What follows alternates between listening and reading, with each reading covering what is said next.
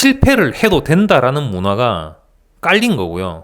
그거는 회사가 관대해서 당신들 실패해도 됩니다라고 얘기를 하는 게 아닙니다.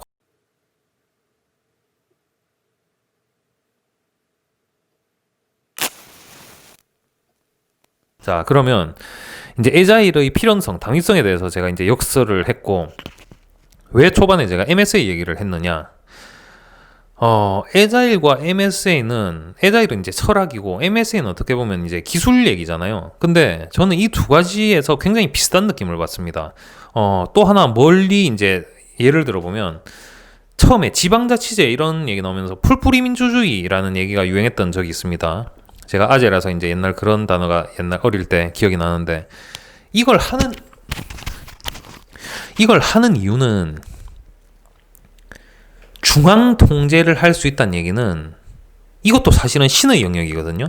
이것도 오만한 생각인 겁니다. 그러니까 흩어놓고 너희들이 알아서 잘해라 라는 방식이 사실은 이제 지방자치, 풀뿌리 민주주의인 거죠. 어떻게 보면 내가 전체를 컨트롤하기는 불가능하니 너희들이 너희들의 이익에 따라서 서로 간에 경쟁을 하면서 잘해라가 이제 분권인 거고요.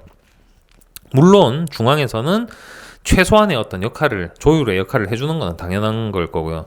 그래서 저는 이제 MSA도 어떻게 보면 에자일과 굉장히 묶여있는 기술, 그러니까 에자일의 가치를 타고 나온 기술이다라고 생각을 합니다. 그 이유가 MSA를 왜 도입해야 돼? 라는 얘기에서 보통 기술적인 얘기를 할 때는 기술 복잡성을 줄이고 시스템 간에 뭐 디커플링을 해내고 뭐 이런 얘기를 하는데, 저는 기술이 사실은 기술 자체만으로 가치를 주는 건 아니잖아요. 그게 어떤 비즈니스 가치랑 연결이 돼야 되는 걸 거잖아요. 그 측면에서 본다면 MSA 역시도 가치를 빠르게 고객에게 전달할 수 있기 때문에 나온 기술이라고 생각을 합니다. 자, 시스템 간의 디커플링이란 얘기는 빠르고 빈번한 배포가 MSA에서 이제 나오는 얘기죠. 빠르고 빈번하게 배포하려면 어떻게 해야 되느냐? 나의 어떤 수정과 배포가 다른 시스템에 영향을 줘서는 안 됩니다. 그래서 빠르고 빈번한 배포라는 얘기가 이제 나오는 거죠. 그러면은 이제 MSA 상태에서는 이제 조금 더 시스템 얘기로 들어가 보면, 이거 근데 보통 컴퓨터 쪽 전공이 아닌 분들이 보시는데 갑자기 이런 얘기를 해서 괜찮을라나 싶긴 한데 그냥 계속 할게요. 그래서 여기 MSA에서 보면은 자발적인 어떤 분배, 그 다음에 이 MSA 그 모듈 하나하나가 각자의 발전을 통해서 이제 발전할 수 있다. MSA에서 가정하는 거는 각 어떤 모듈들, 서비스 도메인들이 각각의 시스템으로 분리돼서 각각 자체적으로 발전할 수 있다라는 거를 가정을 하고 있습니다. 그러다 보니까 뭐 예를 들어서 결제하는 도메인이 하나의 이제 MSA로 분리되어 있다고 가정을 해보면요. 거기서 결제에 대해서 뭔가 우리가 좋은 피처들을 이렇게 넣고 싶을 때 다른 쪽 뭐 주문 쪽이든 뭐 그다음에 뭐 배송 쪽이든 아니면 뭐 또 사용자 리스트 쪽이든 이런 쪽에 그러니까 영향을 주지 않고 결제 쪽만 발전시킬 수 있어가 MSA 구조인 거죠. 그러다 보니까 독립적으로 시스템이 돼야 되는 거고요. 그 다음에 동기화, 싱크로나이즈드보다는 에이싱크로너스하게 돌아가는 거고요. 제가 이런 얘기를 왜 조금 깊게 하느냐 하면, 이건 역시도 에자일에서 하는 그 실패에 대한 어떤 두려움, 그 다음에 리스크를 테이킹하는 이런 거랑 연관이 돼 있어서 이제 이런 얘기를 한 건데요. MSA라는 그 구조 안에서 이게 장점이 분명히 있죠. 그러니까 시스템이 작게 관리하기가 쉬워지고, 그 다음에 아까도 얘기했지만 빠르고 빈번한 배포로 가치를 빠르게 줄 수 있다는 장점인데, 단점이 분명히 있습니다. 그러니까 단점은 교통정리가 사실은 잘 안 돼요. 그러니까 이 서비스별로 교통정리가 잘 안 되고, 보통 그 약한 단계의 MSA에서는 그 코디네이터를 써서 누군가가 조율을 해줍니다. 이게 어떤 액션을 했을 때 쟤는 어떻게 해줘야 되고, 쟤가 어떤 액션을 했을 때 또 쟤가 어떻게 하고, 이런 코디네이터 역할을 해주는데, 완전한 MSA로 넘어가면 사실 이 코디네이터 모델도 별로 좋은 모델은 아니라고 얘기를 하죠. 그러면은 완벽한 에이싱크로너스 모델로 Q로 이렇게 메시지 버스 같은 걸로 이렇게 처리를 하게 되는데, 그렇게 하면은 사실은 문제가 발생했을 때 찾아내기가 굉장히 힘듭니다. 이거는 이제 개발자인 분들은 아시겠지만 에이싱크로너스한 모델로 넘어갔을 때 문제 발생을 찾아내기가 이제 굉장히 힘듭니다. 그러다 보니까 엮여서 나온 개념이 이제 테스트 얘기가 좀 나오는데요. 테스트를 보통 우리 전통적 방법에서는 코드상에서 유닛 테스트, 그 다음에 보통 인테그레이션 테스트라 그래서 뭐 목 같은 거 달아가지고 이 API가 제대로 동작하는지 목 테스트하고, 그 다음에 SIT라 그래서 시스템 인테그레이션 테스트라고 해서 이제 각 개발한 것끼리 실제로 연동이 잘 되는지 테스트를 하고, 그게 다 되면은 UAT라 그래서 유저 액셉턴스 테스트라 그래서 실제 사용성 측면에서 문제가 없는지 테스트를 하는, 이거를 차례차례 이렇게 해서 검증을 합니다. 근데 MSA 내에서는 인테그레이션 테스트라는 자체가 굉장히 힘이 듭니다. 왜 힘이 드냐면 아까도 얘기했지만 그 에이싱크로너스한 구조에서는 Q라는 걸 누가 컨숨을 했는지, 테스트 환경에서 어느 시점에 누가 컨숨을 하는지, 그 다음에 얘가 컨숨을 했을 때 다른 애의 영향은 뭔지, 이런 것들을 알기가 너무 힘든 거죠. 그래서 얘기가 좀 또 산으로 가고 있는 것 같은데, 그래서 나온 방식이 MSA에서의 어떤 연동 테스트라는 거는 거의 불가능하다. 뭐 누군가 해내면은 정말 센세이셔널 할 수 있을 것 같은데, 제가 지금까지 경험으로는 거의 불가능하다. 실리콘밸리에서도 실패했고, 우리나라 최대 이커머스 쿠팡에서도 3년 동안 시도하다가 실패했습니다. 그래서 MSA 아키텍처 책에서는 연동 테스트에 대해서 최소화하라라는 얘기를 합니다. 최소화하라는 얘기는 유닛 테스트 이후로 이제 연동 테스트로 넘어갔을 때는 컨트랙트 베이스 테스트를 하고 API 스펙에 따른 그냥 진짜 연동, 스펙이 맞는지의 연동 정도만 테스트를 하라고 얘기합니다.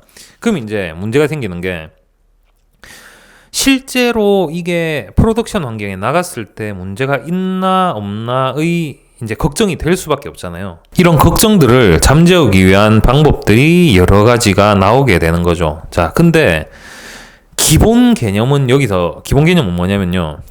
우리는 실패하지 않는다, 실수하지 않는다라는 게 아니라, 우리는 실수할 수 있다, 실패할 수 있다, 하지만 그걸 극복해낸다가 기본 개념입니다. 그래서 기존에 있었던 그 뭐 품질 관리 모델, 뭐 CMMI, 그 다음에 뭐 UAT를 해서 QA가 모든 테스트 케이스를 뭐 몇 프로, 99% 패스를 하면은 프로덕션에 내보낸다, 이런 개념을 더 이상 사용할 수 없는 시대가 됐다.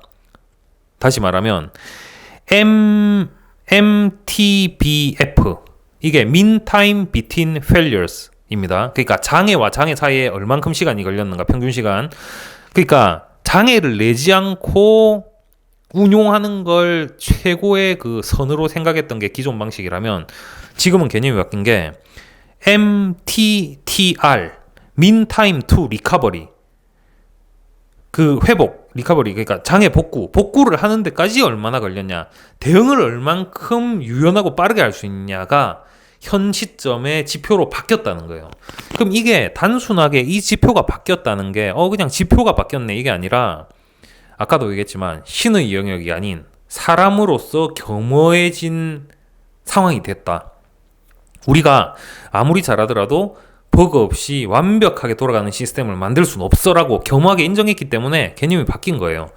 그러면은 이런 복잡한 MSA 내에서 그런 테스트도 못해. 그래서 위험을 어떻게 해칭할 수 있는가, 리스크를 줄일 수 있는지로 나온 개념들이 이제 여러 가지가 있겠죠. 그중 하나가 블루그린 배포라는 겁니다. 이거는 쿠팡에서도 사용하고 있는 배포 방식이고요. 그 다음에 조금 대형의 서비스를 MSA로 이제 그 개념에 맞게 실패를 겁내지 않게 유지보수를 할 것 같으면 반드시 도입해야 되는 개념입니다. 배포를 처음에 새로운 버전이 나왔을 때 전체를 100%를 빵 터뜨리는 게 아니라 1% 정도 트래픽을 살짝 열어봅니다. 그러면 문제가 생겼으면 1% 쓰던 사람들이 난리가 나겠죠. 그러면 바로 롤백을 해서 이전 버전으로 돌아갑니다. 근데 1% 열었는데 문제가 없어? 한 3% 문제 없어? 5% 문제가 없어? 뭐 99%, 100% 이렇게 여는 거죠. 그러면 이 방식은 좋은 점이 실패를 해도 된다라는 문화가 깔린 거고요.